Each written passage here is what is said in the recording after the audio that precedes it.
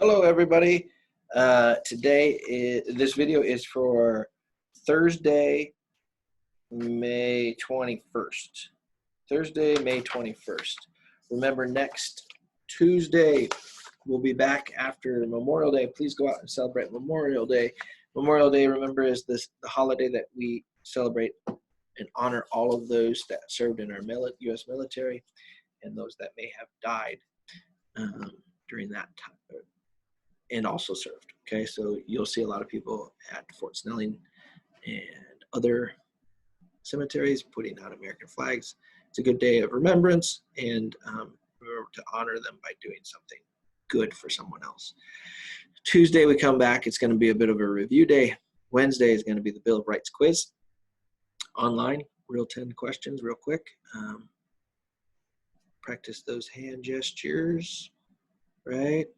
All those things, and see if you can take that test without any outside stuff. Remember, it's ungraded. I just want to see how you do.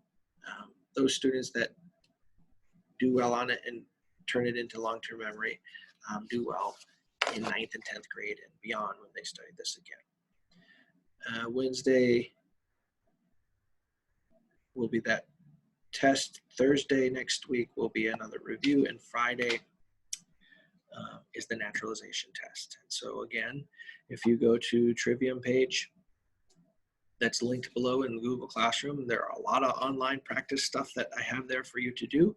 You can also take a look at the notes that we've been doing during distance learning. That's all going to be helpful. 3 branches of government, how and who and how old you have to be, all that stuff to get into each branch, be elected president. All of that type of stuff is going to be on the test, okay? Again, that one's not graded either. I just want to see how well you'll do because you're going to be taking that again in high school. If you can't take it online, either on a phone, I'm just going to do a Google form, so it's going to be click, click, click, click, click. It's going to be pretty easy. But if you can't do that, let me know. We'll find a way to get a paper copy to you. I'm reluctant to do that because I'm not sending out any more packets, right? We're only collecting them. And so getting that information back to you might be more difficult. So if you can, do it online. If you can't, reach out. We'll figure out a solution, okay? So that brings us to today's homework. Today we're going to talk about Reconstruction, or continue to talk about Reconstruction. Remember, that's the period 1870s, right after the U.S. Civil War. We're reconstructing our country to include more of the people that built our country, most specifically, I guess not importantly, but most specifically, the African-American slave population, okay? And so this is a New Zealand article. It's got 4 questions that follow. Always we should read those first. It's a little bit longer reading, but not too much. I'll read it to you. You just answer the questions and you're done. Spend some time reviewing, okay? Another good way to review is to play those iCivics games that we started out with doing a lot more of, okay? Those are good ways to remember the powers of the president, the legislative branch, the judicial branch, okay? All right, so here are the 4 questions. Number 1, select the paragraph from the section Voting Rights that explains the purpose of the Reconstruction Amendments. Number 2, which section from the article best explains why political gains for Black Americans during Reconstruction were short-lived, or they didn't last very long, okay? Number 3, how did the 15th Amendment affect political representation during Reconstruction? Number 4, which of the following most influenced the author's decision to write this article? Okay, here we go. Uzella. What everyone should know about Reconstruction 150 years after the 15th Amendment's ratification. Once I asked a middle school social studies teacher, studies class, what they knew about Black history. I'll never forget the response of one student who said, Martin Luther King freed the slaves. Martin Luther King Jr. was born in 1929, more than 60 years after slavery had already ended. To me, this comment demonstrated how closely Americans associate Black history with slavery. The student's answer shocked me, but I knew their incorrect answer had to do with the fact that schools spent very little time teaching Black history. Most adults don't know much about Black history either. For instance, what do you know about Reconstruction? I'm excited about using the New York Times 1619 project to teach more about the history of slavery. However, I also believe that understanding what happened during Reconstruction is important for understanding the power and excellence of Black Americans. Reconstruction refers to the period of time after the Civil War ended in 1865. Slavery ended and Black Americans gained political power, but they faced violence from white supremacists because of their race. Like many other writers, historians, and scholars, I am concerned about the lack of information students learn about Reconstruction in school. Here are some suggestions for educators and others interested in learning more about that time period. Voting rights. As most students do learn, the U.S. gained 3 constitutional amendments during Reconstruction. These changes to the Constitution granted civil and political rights to the Black Americans who had just been freed from slavery. In 1865, the 13th Amendment banned slavery, except when slavery is used as a punishment for a crime. The 14th Amendment was passed in 1868. This amendment said that all people born in the United States are U.S. citizens, and it also gave citizenship to all former slaves. On February 3, 1870, the 15th Amendment was passed. This law gave all male citizens the right to vote regardless of race. The year 2020 marks the 150th anniversary of the 15th Amendment. The anniversary is a good opportunity to learn about how the amendment guaranteed voting rights to all men, no matter their race or if they used to be enslaved. Politics and activism. Black men used their new voting rights to gain representation in government. However, social studies classes don't fully explore this part of Reconstruction. Hiram Rhodes Revels became the first African American senator in 1870. During Reconstruction, 15 other Black men served in Congress. A total of 2,000 Black men held some type of public office. White supremacist groups like the Ku Klux Klan also formed after the Civil War. These terrorist groups engaged in violent, racist acts to intimidate Black Americans, voters, and lawmakers. This makes the accomplishments of African American politicians even more impressive. They had to do their jobs while being constantly threatened with racist violence. Black American women technically gained the right to vote in 1920. Talk about that tomorrow. In reality, many states had discriminatory laws that limited their ability to vote. Many Black women were leaders in the movement for women's voting rights, also called women's suffrage. They spoke out about the issue and made organizations to fight for equal rights for all. One of the Black women activists during Reconstruction was Mary Ann Shadd Cary. She was the first Black woman in North America to edit and publish a newspaper, and one of the first Black female lawyers in the country.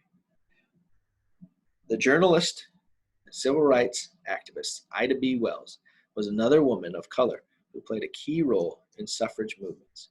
She raised awareness of horrible violence being committed against Black Americans. Educational experience. Ida B. Wells, you probably remember reading about her in 6th grade. She was part of also the progressive era. Okay, great journalist. Got in a fight several times for being asked to leave the white car on a passenger train. Great writer. Educational experience. Before the Civil War, people who were enslaved could not legally get an education, and many states made teaching enslaved individuals to read a crime. When slavery ended, many Black Americans focused on education. Okay, if that paragraph doesn't tell you the power of education, I don't know what will. They made it illegal to educate slaves or allow them to be taught to read. It was a crime. So it tells you the power of education. If they were so afraid that something that their lives would be turned upside down because their slaves could read, write, had basic education, and it tells you the power of education. Okay, and it tells you the importance of some of the other legislation that we passed, like we talked about the Brown versus Board of Education a couple of days ago, and how that outlawed segregation or separate but equal practices, and so giving people equal access to the same type of education is very important, right? So when people try to limit that, they're trying to do something. They're trying to take away the power or the privilege or the rights of people, and that's scary. Okay, so remember that. Back to the article. In the North, several mostly white organizations help create new educational opportunities for Black Americans. One of these organizations was the U.S. Bureau of Refugees, Freedmen, and Abandoned Lands, better known as the Freedmen's Bureau. The Freedmen's Bureau was a government agency that helped Black Americans after the Civil War. The African American public schools established after the Civil War were mostly built and staffed by the Black community. Many universities opened during Reconstruction. Today, those universities are called historically Black colleges and universities, or HBCUs. The schools trained Black people for careers as teachers, doctors, nurses, and other occupations. Today, many of the historically Black colleges and universities are still open, including Howard University in Washington, D.C., and Morehouse College in Georgia. Even now, HBCUs train more Black doctors and professionals than many other universities. Storytelling, trips, and museums help get people of any age interested in history. Depending on where you live, you may want to go on a family outing or school field trip. The National Constitution Center in Philadelphia has a new permanent exhibit on the Civil War and Reconstruction. The National Museum of African American History and Culture in Washington, D.C. contains artifacts from the Reconstruction era. I also recommend watching or reading books about Reconstruction. The scholar and filmmaker Henry Louis Gates Jr. has a documentary series about the Reconstruction on PBS. He has also written books about it. In addition, the organization Teaching for Change makes a book list for Reconstruction for middle and high school students. A limited freedom. The famous Black thinker W.E.B. Du Bois once explained how racist laws and violence in many states limited freedom of Black Americans. The slave went free, stood for a brief moment in the sun, then moved back again towards slavery, he explained. This was not by choice. Many white supremacists were intimidated by the idea of Black Americans getting the right to vote and becoming successful. These white supremacists tried to gain power over Black Americans by using violence and creating unfair laws. Still, African Americans continued using their civil and constitutional rights to work as activists, politicians, business owners, teachers, and farmers. Today, racist violence has returned. And there have recently been cases where people of color have been kept from voting. Du Bois's words seem to ring true. At the same time, it is reassuring to remember how quickly formerly enslaved Black Americans got an education and became lawmakers. This was written by Tiffany Mitchell Patterson, PhD, doctor, is a professor at West Virginia University. She studies critical civic education, teacher and youth activism, and teaching Black history. She also studies how to teach social studies by using records from the past to uncover untold histories of people of color. So I think that just is the tip of the iceberg on Reconstruction in the last 150 years of it in the United States. I'm looking for a great book that inspired me.